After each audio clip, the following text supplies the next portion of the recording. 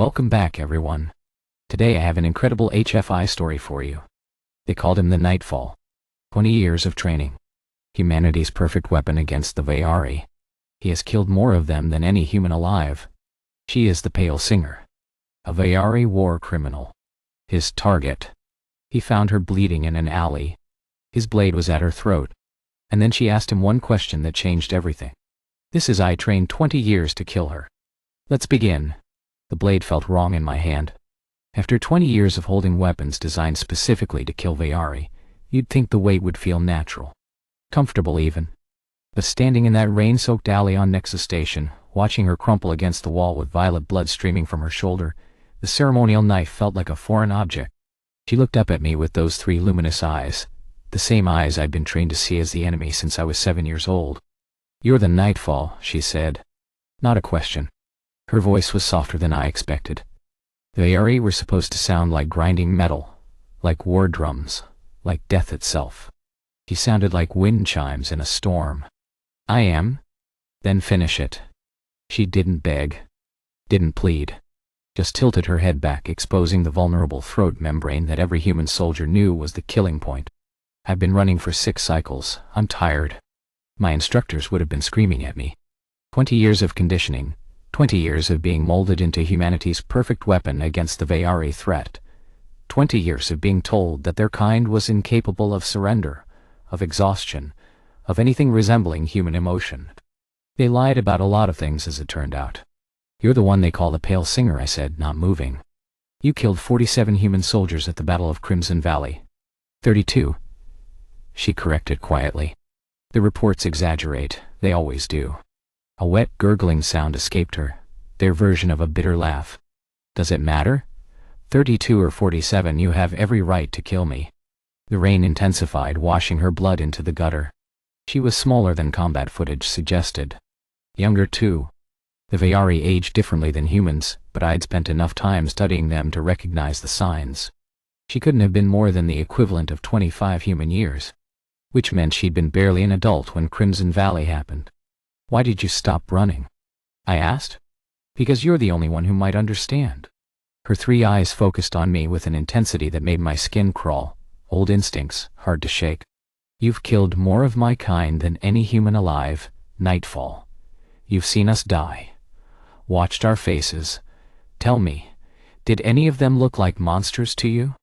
I didn't answer. I couldn't. "I was bred for war," she continued, her voice weakening as blood loss took its toll. "Hatched in a military crash, trained from my first breath to hate your kind. They told us humans were vermin, parasites, that you couldn't feel real emotions, only primitive impulses."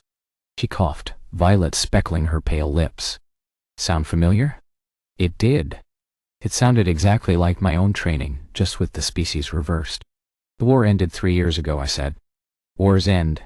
Hatred doesn't." She smiled, or made the Veyari equivalent, a slight widening of her mouth plates.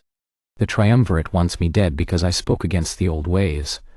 Your government wants me dead because I'm a war criminal. And you?" She looked at my blade. "You want me dead because that's what you were made for." I should have killed her. Every synapse in my brain, every hour of conditioning, every face of every fallen comrade screamed at me to end it. The Nightfall didn't hesitate. The Nightfall didn't feel. The Nightfall was humanity's answer to the Veyari threat, a weapon in human form. But weapons don't ask questions. Why would I understand? I heard myself say, "Because you're tired too." Her eyes were dimming, the bioluminescence fading. "I've watched your career, Nightfall. Studied you like you studied us. 20 years of killing, and look at you. Standing in an alley in the rain, hesitating to take an easy target." She reached up with a trembling hand and touched her chest, where a Veyari's heart equivalent sat. "You know what I see when I look at you?" "What?" "Someone who stopped believing in the mission a long time ago but doesn't know how to be anything else." The knife clattered to the ground before I consciously decided to drop it. "Shit," I muttered, kneeling beside her. "Don't move. I need to stop the bleeding." "You're not going to kill me?" "Apparently not." I pulled the emergency medkit from my belt. Standard issue designed for human physiology, but I knew enough about Veyari biology to improvise. The coagulant might burn. "Why?" Her voice cracked, and for the first time, She sounded genuinely confused. Lost. Young. I don't understand. This is what you were made for. I pressed the modified bandage against her wound, ignoring her sharp hiss of pain. Maybe I'm tired of being what I was made for. They'll hunt you now. Your own kind. You know that. Yeah. I helped her sit up, checking her vital signs with practiced efficiency. Stable but barely. I know a place we can go. Off-grid. A friend owes me a favor. A friend? She laughed that wet, gurgling laugh again. The Nightfall has friends? One or two, come on. Hold her arm over my shoulder, taking most of her weight. She was lighter than she looked, hollow bones like birds. Can you walk? I think so. She stumbled, leaned into me.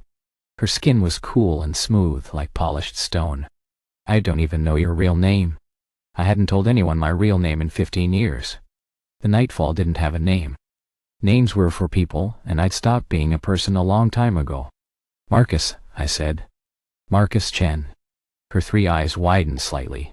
I am Yvetha, in your tongue. Yvetha. I tested the name. It felt strange on my lips, wrong. But then again, so did everything about this situation. Try to stay conscious. It's a long walk. We made it 3 blocks before the first pursuit drones appeared on the horizon. He dropped his blade. Carried her to safety. The most dangerous assassin in human history just became a traitor. Now they're hiding together. Hunter and prey. And Marcus is starting to realize that everything he was taught about the Veyari was a lie. Everything except how to kill them. That part was very, very true. The safe house was a joke, a decommissioned cargo container buried beneath a junkyard on the wrong side of Nexus Station. But it had power, water, and most importantly, it wasn't on any official database. Yvetha had passed out during the last kilometer. I'd carried her the rest of the way, her blood soaking through my jacket. By the time I got the door sealed behind us, my arms were screaming and my lungs were burning. 20 years ago I could have carried twice her weight for twice the distance. Age catches up with everyone, even weapons. I laid her on the cot and got to work. Veyari physiology wasn't my specialty, but I'd killed enough of them to know how they were put together. That knowledge worked both ways. If you knew where to strike to kill, you knew where to apply pressure to save. She woke up 4 hours later when I was halfway through my 3rd cup of synthetic coffee. You're still here. Her voice was rough, confused. Where else would I be? I thought perhaps I dreamed you. She tried to sit up, winced, and thought better of it. Or that you'd come to your senses and finished the job while I slept. If I wanted you dead, you'd be dead. I set down my cup. How do you feel? Like someone shot me and then carried me across half a station. She touched the bandage on her shoulder, her expression unreadable. You're skilled at field medicine. Side effect of the job. Hard to interrogate a corpse. Ah. She was quiet for a moment. Is that why you kept me alive? For interrogation? No, too. I rubbed my eyes, suddenly aware of how tired I was. I don't know why I kept you alive. You were right about that. I've lost the plot somewhere along the way. Yvetha studied me with those 3 luminous eyes. In the dim light of the safe house, they glowed a soft purple. The humans I've encountered before, they were afraid of me. Angry, hateful. You're none of those things. I'm too old to be afraid, and too tired to be angry. As for hate, I shrugged. Can't hate what I don't understand, and I don't understand much anymore. You understand more than you think. She shifted on the cot, finding a more comfortable position. I watched recordings of your missions, the early ones. You were different. Precise, efficient, cold. The perfect killer. She paused. The recent ones, though, there was hesitation, doubt. You started giving your targets chances to surrender. Command didn't appreciate that. I imagine not. A small sound escaped her. Their version of a sigh. What happened to you, Nightfall? Marcus, I corrected automatically. If you're going to be fugitives together, you might as well use my name. Marcus, then. What happened? I should have deflected. Should have maintained operational distance, kept my cards close. But something about her question, the genuine curiosity in it maybe, or just the absurdity of the situation, broke through my defenses. 3 years ago, I was assigned to eliminate a Veyari target on Koresh 7. High-value military commander, responsible for the destruction of human colony ships. Easy job. I reached for my coffee, found it had gone cold. Drank it anyway. I breached the compound at night, found her in her quarters, alone. She was playing with a child. Yvetha's eyes flickered. Fresh bond. I didn't know what that meant at the time. All I knew was that she saw me, knew what I was there for, and instead of fighting, instead of calling for help, she just picked up the child and held it close. Protected it with her body. I stared at the far wall, seeing that night instead of the rusted metal. She said something. I didn't understand the words, but I understood the tone. Pleading. Not for herself, for the child. Did you kill her? Yes. The word came out flat. Dead. I'm not a good man, Yvetha. I killed her. Quick, clean, professional. But I didn't kill the child. Couldn't. Looked into those eyes and saw. Fear, she finished. Fear that transcends species. Fear that makes us all the same. Something like that. I finally looked at her. Everything changed after that. Couldn't stop seeing that moment. Started questioning the briefings, the intelligence reports, the whole framework of us versus them they'd built inside my head since childhood. But you kept killing. What else was I supposed to do? It's all I know. I laughed bitterly. Can't exactly put 20 years of species-specific assassination on a job application. Yvetha was quiet for a long time. When she spoke again, her voice was different. Softer. Less defensive. The Battle of Crimson Valley, she said. You asked about it. Do you want to know what actually happened? I nodded. I was 18 cycles old. Fresh from the military creche, full of hatred and certainty. They told us your kind had destroyed a civilian transport. 2,000 non-combatants, including Creshbon.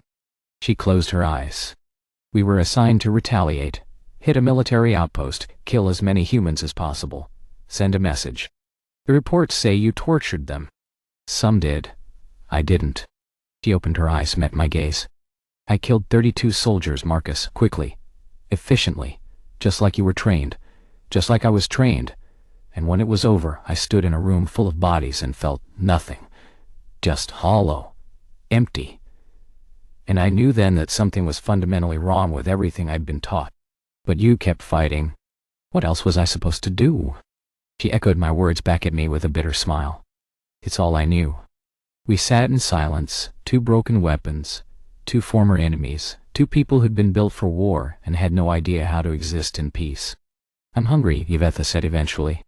Do you have any food? Preferably something not designed to kill me. I surprised myself by laughing. I have some protein bars. They're terrible, but they're non-toxic. That's a ringing endorsement. Best I can offer. I dug through my supplies, tossed her a bar. If we're going to survive this, we need a plan. Command knows I've gone dark. They'll be looking. The Triumvirate knows I'm on this station. They'll have agents incoming within days. She unwrapped the protein bar, sniffed it suspiciously. We're trapped between two powers that want us dead. Technically, I want you dead too, or I'm supposed to. And I'm supposed to want you dead. She took a bite, made a face. These really are terrible. Told you. Marcus died. She set down the bar, her expression serious. Why are you helping me? The real reason. I thought about it. Really thought about it for the first time since I dropped my blade in that alley. Because you're the first person in 20 years who's looked at me and seen something other than a weapon, I said. And because maybe if I can keep one Veyari alive instead of killing them, I can start to believe I'm still human. Her eyes glowed brighter for a moment. Emotion, I realized. Strong emotion. That's the most human thing anyone has ever said to me, she whispered. Don't get sentimental, we're still probably going to die. Probably. She smiled that strange alien smile. But perhaps we don't have to die alone. Days have passed. The walls between them are crumbling. She was bred for war, just like him. Trained to hate, just like him. And now they're both questioning everything they were made to believe. But the galaxy hasn't forgotten what they are. And hunters are coming for both of them. The attack came 3 days later. We developed a routine by then, strange, domestic, utterly surreal. I would do perimeter checks while Yvetha rested. She would analyze threat patterns while I slept. We shared meals in awkward silence that gradually became comfortable silence. We traded war stories, each one more terrible than the last, each one building a bridge between us that shouldn't have been possible. I learned that Veyari humor was bone-dry and often incomprehensible. She learned that human sarcasm was apparently hilarious. I learned that she dreamed of her Kresh siblings all dead now, and woke up reaching for them. She learned that I hadn't slept through a full night since Karish 7. We were teaching each other how to be something other than weapons. We weren't very good at it yet, but we were trying. Then the first explosion hit. Contact. I grabbed my rifle, muscle memory taking over. Northeast corner, multiple hostiles. Yvetha was already moving, her wound nearly healed, thanks to Veyari regenerative biology.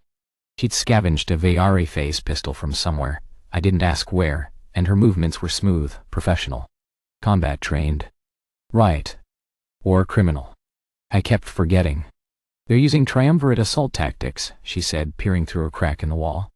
3-point breach covering fire containment perimeter. They want me alive. Lucky you. Not lucky. The triumvirate execution protocols are extensive. She shuddered. Death would be preferable. Then let's not let them take you. I moved to a firing position. How many? 8 visible, possibly more in reserve. Great odds. Sarcasm? Learning. I squeezed off a shot, dropped one of the attackers. 7 visible. The next few minutes were chaos. Gunfire, explosions, the screech of energy weapons. I'd been in hundreds of firefights, but this was different. This time I wasn't fighting alone. This time I had someone to protect. That changed things. Changed everything. I took a hit to my side, grazing shot, but it burned like hell. Yvetha saw me stumble and did something I didn't expect. She screamed, a high-pitched wail that made my ears ring, and threw herself between me and the shooter. What are you doing? I yanked her behind cover. You're supposed to stay behind me. You were hurt. It's a scratch. It's not a scratch, you're bleeding. Her 3 eyes were wild, panicked. You can't die. You can't. I won't let you. Yvetha, focus. I grabbed her face, forced her to look at me. We need to move. There's a maintenance tunnel behind the east wall. Can you make it? She nodded, but her hands were shaking. Combat veteran, 32 confirmed kills, and she was shaking because I'd taken a minor wound. Hey. I softened my voice. I've survived worse. Much worse. We're going to get out of this. Promise? I shouldn't have promised. Promises were for people who had futures. But looking into those alien eyes, seeing the fear there, fear for me, not for herself, I heard myself say, I promise. We made it to the maintenance tunnel with 3 hostiles on our tail. I collapsed the entrance behind us, buying us time, and we ran through darkness so complete I couldn't see my hand in front of my face. I can see in this spectrum, Yvetha said, taking my hand. Let me guide you. Her skin was cool against mine. Smooth. Strange. And somehow in that moment it was the most comforting thing I'd ever felt. We emerged in a service bay 3 levels down. Empty, thank God. I slumped against a wall, finally feeling the blood loss. Let me see. Yvetha crouched beside me, examining the wound with clinical efficiency. It's deeper than you said. Didn't want you to panic. I don't panic. She began applying pressure with a strip torn from her own clothing. I'm a trained soldier. I killed 32 humans. I don't panic. You panicked. She stopped, her hands going still on my wound. Yes, I panicked. When I saw you fall, She trailed off, her eyes dimming. Yvetha? I felt it, she whispered. The bond fear. I was told humans couldn't form Kresh bonds. That your species lacked the capacity. But when you fell, I felt it, the terror of losing a bondmate. I didn't understand what that meant. Not really. But I understood the emotion behind it. I felt it too, I admitted. When you threw yourself in front of me, the need to protect you, keep you safe. I've never felt that before, not for anyone. What's happening to us? I don't know. I reached up, touched her face. Her skin was smooth and cool and utterly alien and somehow perfect. But whatever it is, I don't want it to stop. She leaned into my touch. We're enemies. We were enemies. We're different species. Yes. This is impossible. Probably. I smiled through the pain. But I've done a lot of impossible things in my life. Killed people who couldn't be killed. survived situations that should have been certain death.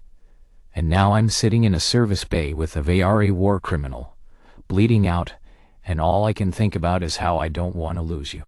Marcus. Her voice broke on my name. I don't know how to do this.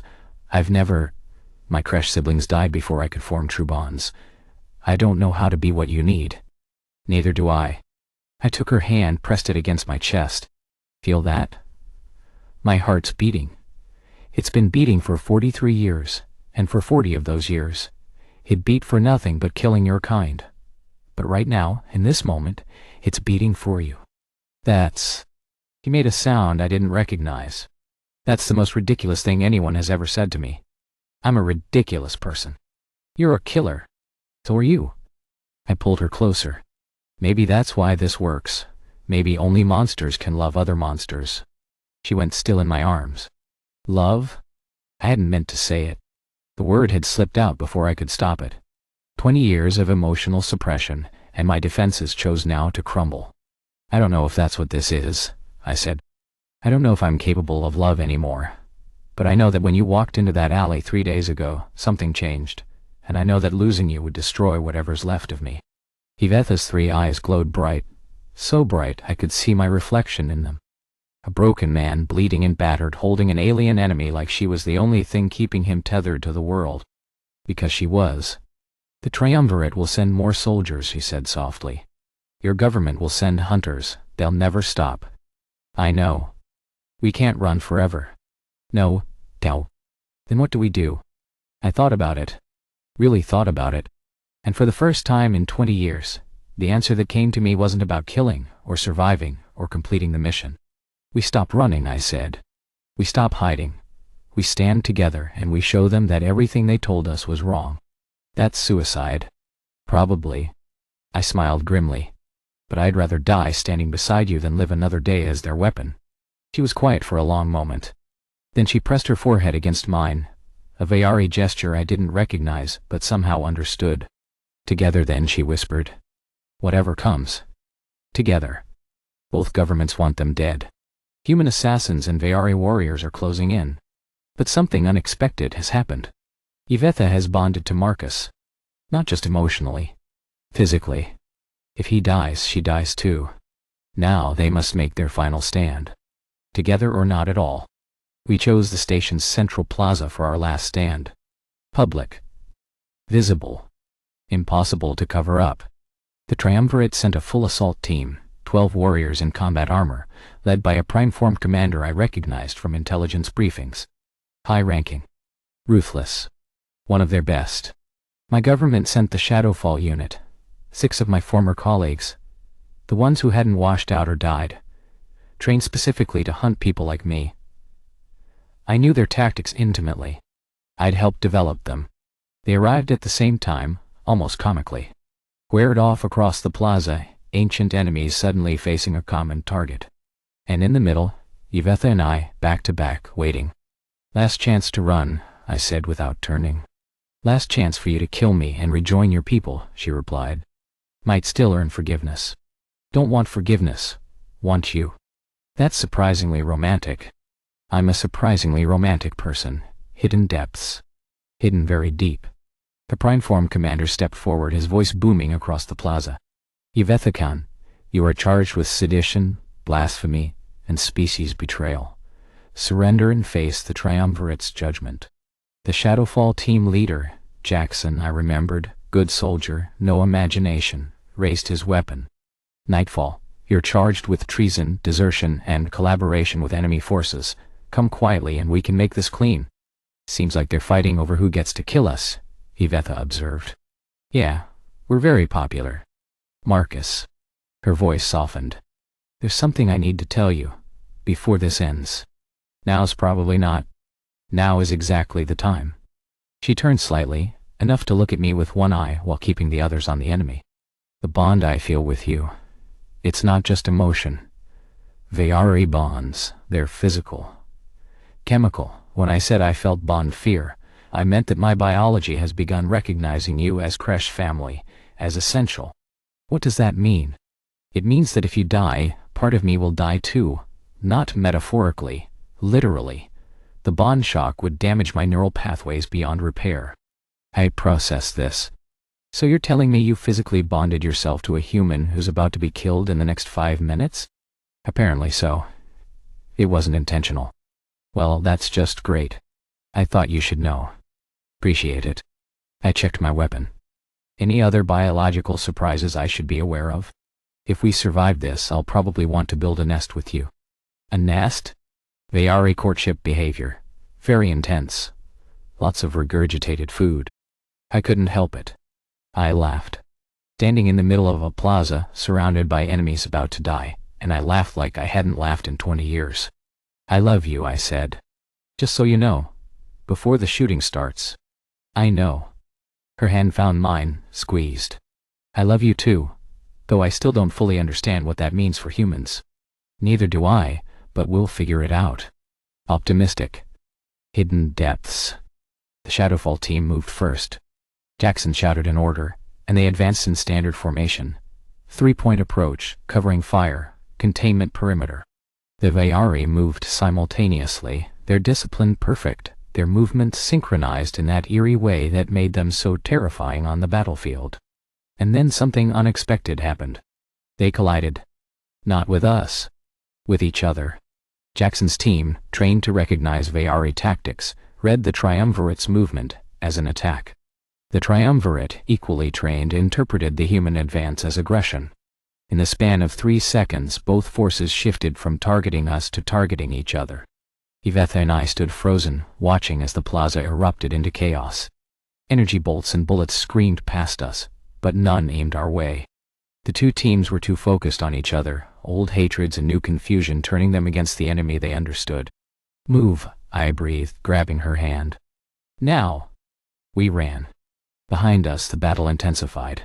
I heard Jackson screaming orders, heard the Primeform commander's booming voice, heard the sounds of violence that had defined my entire life fading into the distance. We made it to a transport shuttle, abandoned, its pilot probably caught up in the chaos. I hot-wired the ignition with shaking hands while Yvetha covered the door. They'll follow, she said. Not right away. They're too busy killing each other. And when they stop, we'll be gone. The engine hummed to life. I know a place. Frontier world beyond both governments' reach. It's harsh, but it's free. A place where a human and a Veyari could live without hiding. Maybe we'll be outcasts there too. But at least we'll be outcasts together. She slipped into the co-pilot seat, her 3 eyes fixed on me. You're really doing this? Leaving everything? Everyone? I left everything that mattered the moment I dropped my blade. I took her hand again. You're my everything now. You and whatever impossible future we can build. That's ridiculous. I know. I was going to say romantic. She smiled. Hidden depths. We lifted off as sirens began wailing across the station. Pursuit would come eventually. They'd hunt us to the edges of known space and beyond. But they'd never catch us. We were 2 broken weapons who'd found a new purpose. 2 killers who'd learned to protect.